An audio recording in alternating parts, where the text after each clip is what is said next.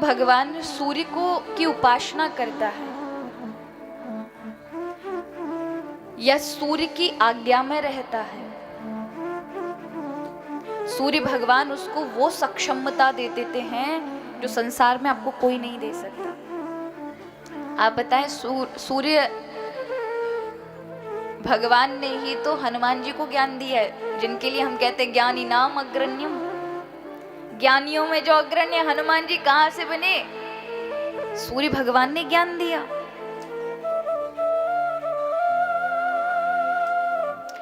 जो सुबह सुबह उठ करके सूर्य भगवान का स्वागत करता है, उन्हें अर्घ्य प्रदान करता है, सूर्य नारायण उन पर बड़े प्रसन्न होते हैं, उन्हें आरोग्यता प्रदान कर देते हैं, उनकी दरिद्रता को हर लेते हैं। जो सूर्य अस्त में सोता रहता है, जैसे कई लोग दिन में सोने की आदत बना लेते हैं ना, तो वो दिन में सो जाते हैं, ठीक है, सोइए 1 घंटे 2 घंटे, लेकिन सूर्यास्त के समय बिस्तर पर यदि आप लेटे रहे तो आपके घर में लक्ष्मी का वास चला जाएगा, दरिद्रता आपके जीवन में आ जाएगी। 2 समय कभी मत सोइए, एक ब्रह्म मुहूर्त में, प्रातः काल की वेला में, और एक सांझ के समय। अगर ये 2 समय यदि आप सोते हैं तो व्यक्ति दरिद्र रहेगा, वो व्यक्ति बुद्धि से हीन हो जाएगा। अगर ये 6 दोष नारायण के अंदर भी पाए गए तो मां भगवती लक्ष्मी भगवान को भी छोड़ देगी। कौन कौन से 6 दोष? ये 6 दोष जिसके अंदर होते हैं उससे लक्ष्मी चली जाती है जीवन भर, अभिशाप दे करके। अगर ये 6 दोष भगवान नारायण में भी मिल जाएं तो भले ही प्राण प्रिया हैं नारायण की, उन्हें भी छोड़ देंगे, क्योंकि गुण ग्राही है लक्ष्मी जी। वो 6 दोष कौन से हैं? कुचेलिनम दंत मनो उपधारणम, बहुभाषिणम निष्ठुर भाषिणम च, सूर्योदय चास्ति मितये शयानम, विमुंचति श्री यदि श्री चक्रपाणि। ऐसे समझे जो अपवित्र वस्त्र पहनते हो, पहला अवगुण, पहला दोष, जो मैले कपड़े पहनकर रहते हो, आज पहने कल भी पहन लिए, तो उसे कहते हैं कुचेलिनम वस्त्रम। जो ऐसे वस्त्रों को धारण करता है, मैले वस्त्रों को धारण करता है, उसके जीवन में लक्ष्मी चली जाएगी। दूसरा, जिसके दांत मैले रहते हो, मंजन ना करता हो सुबह उठ करके, कई बार होते ना लोग बड़े आलसी होते, भूल जाते, लक्ष्मी उसके यहाँ से भी चली जाती है। दूसरा, ज्यादा खाने वाला। अब कई लोग होते हैं ना महाराज कि खाते रहेंगे खाते रहेंगे खाते रहेंगे, सुबह से उठेंगे, दिन में खाएंगे, फिर शाम को खाएंगे, फिर रात को। संतों ने कहा एक बार खावे योगी, योगी लोग जो होते वो एक बार खाते, 1 बार खाए योगी, 2 बार खाए भोगी, 3 बार खाए रोगी, और जो 4 बार खाए बाकी तो मृत्यु ही होगी महाराज। उसे फिर कोई नहीं बचा सकता, क्योंकि जो खाए जा रहे खाए जा रहे खाए जा रहे, फिर क्या होगा? फिर आपका स्वास्थ्य खराब होगा। ज्यादा खाने वाले जो अति मचा देते हैं, फिर वो जल्दी चल भी बसते हैं। हर चीज की अति नहीं होनी चाहिए, अति ही आपके जीवन में हानि पहुंचा सकती है। ना इतने आलसी बने, ना इतने जीवन में गंभीर बन जाएं कि उसमें से रस ही निकल जाए। अब जैसे वीणा जो होती है, तानपुरा जो होता है, उसके तार यदि ढीले छोड़ दिए तो भी स्वर पैदा नहीं होगा, ज्यादा कस दिए तो भी नहीं होगा, बीच का रहना चाहिए महाराज, ना अति कस के ना अति ढीले। ऐसे में से ही स्वर पैदा हो सकता है। उसी प्रकार जीवन होना चाहिए, ना अति कस के कि भाई अब तो कुछ नहीं, बस त्यागी रहेंगे। ये तो वही संतों का स्वभाव है, लेकिन ना सामान्य लोगों के लिए नहीं है। इतने भी गंभीर मत बनिए कि रस ही पैदा ना हो,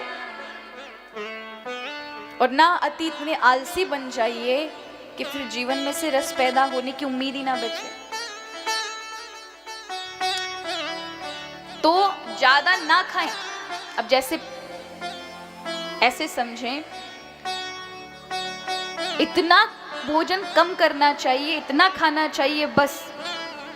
क्या आप अगर पेट पर हाथ रखें ना तो उसमें एक लचीलापन हो, कितना हो, ऐसा नहीं कि महाराज हो ही ना लचीलापन और बस भर लेते हैं। कई बार लोगों को देखा है, इतना खाते जाएंगे, जब बात आएगी ना रात्रि के भोजन की, बोले नहीं अब नहीं, बस बहुत खा लिया, अब हमारे पास बिल्कुल भी जगह नहीं है कि हम खा सके। ऐसे समझे पेट के 4 हिस्से करिए। मैं चाकू आदि से काटने की बात नहीं कर रही हूँ, ऐसे इमेजिन करिए आप बस कि 4 हिस्से, जिसमें 2 हिस्सों में हमें अन्न भरना है, 1 हिस्से में जल भरना है और 1 हिस्सा खाली छोड़ना है जिसमें प्राण शक्ति पचा सके उसे। कल भी बताया था आपको, हवा जा सके, हवा से भरिए, वही प्राण शक्ति उस सबको पचाएगी। लेकिन हम चारों भर लेते महाराज अन्न से, तो होगा क्या, वही अन्न फिर हमारे लिए व्यवधान बन जाता है, वही पीड़ा बना देता है, वही स्वास्थ्य को ज्यादा चर्बी हो जाएगी, वही स्वास्थ्य को बिगाड़ देगा। यही से तो रोग आरंभ होते हैं।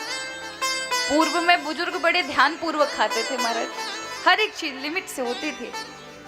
आजकल की तरह नहीं महाराज, जो मन में आया, खासकर जो मेरी हम उम्र के युवा होते वो बाहर जा कर के कई कुछ खा रहे होते 24 घंटे, और खासकर बहनों की तो महाराज 24 घंटे जिव्या चल रही होती है, कभी ये खाया कभी वो खाया।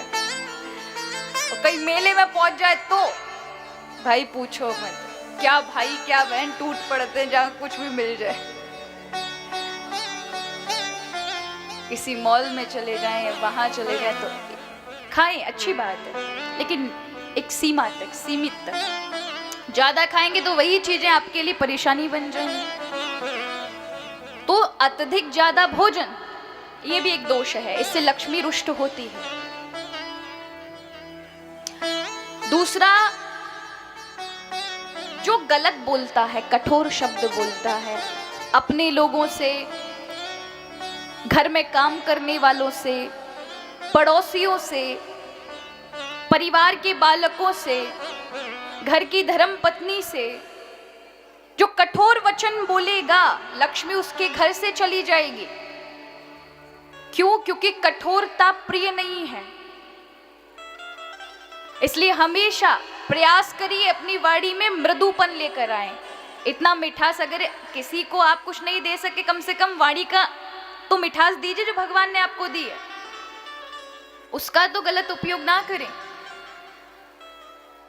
तो पहला, ये 6 दोष हैं। पहला कौन सा? पहला है गंदे मैले वस्त्र ना पहनना, जो पहनेगा लक्ष्मी चली जाएगी उसके जीवन से। दूसरा, दांत मैले नहीं रखने हैं। तीसरा, ज्यादा नहीं खाना।